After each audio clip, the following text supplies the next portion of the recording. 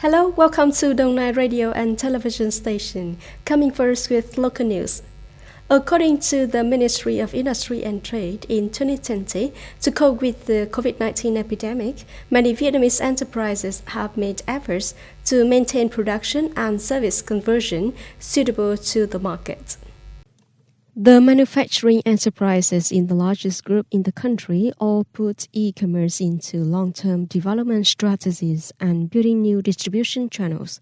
In particular, Vietnam Online Shopping Day 2020 recorded 3.7 million orders traded in 60 hours, up nearly 270% over the same period. The above positive signals have helped Vietnam's e-commerce achieve impressive growth of 18% with a scale of $11.8 billion and is the only country in Southeast Asia with such an e-commerce growth number. According to major corporations in the world, with a growth rate of 29% in the period 2020-2025, it is likely that the size of Vietnam's digital economy will exceed $52 billion and keep the third position in ASEAN by 2025. Religious people with more than 25 million people, accounting for nearly 27% of Vietnam's population, towards the 13th National Party Congress. People of all religions expect the success of the Congress. Draft documents are submitted to the Congress on the basis of maximizing democracy, listening to the comments of scientists, officials, party members, and people. The Congress is an important milestone, has a significance for future orientation, continues to promote comprehensively and synchronously in the innovation, integration, and development of the country. Therefore, the nation's compatriots put great faith in the Congress, will continue to discuss carefully and highly agree on the completion and voting through the Congress documents, creating a basis for grasping and implementing the resolutions of the Congress, successfully completed the specific goals until 2025 and 2030. Dignitaries, ministries, and fellow Catholics and Buddhists across the country expect the Congress to be successful and to continue to create conditions for the people of all religions to operate well, contribute to the building the homeland and the country is increasingly developed. Enterprises in Đông Nai province, especially foreign ones, are also looking forward to the 13th Congress with many expectations.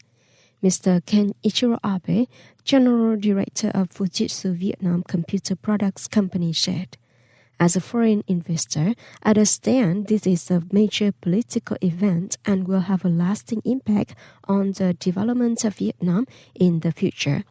First of all, allow me to congratulate the success of the Congress and hope that it will select talented and virtuous people to continue leading Vietnam to develop and nurture good relationships in Vietnam and Japan."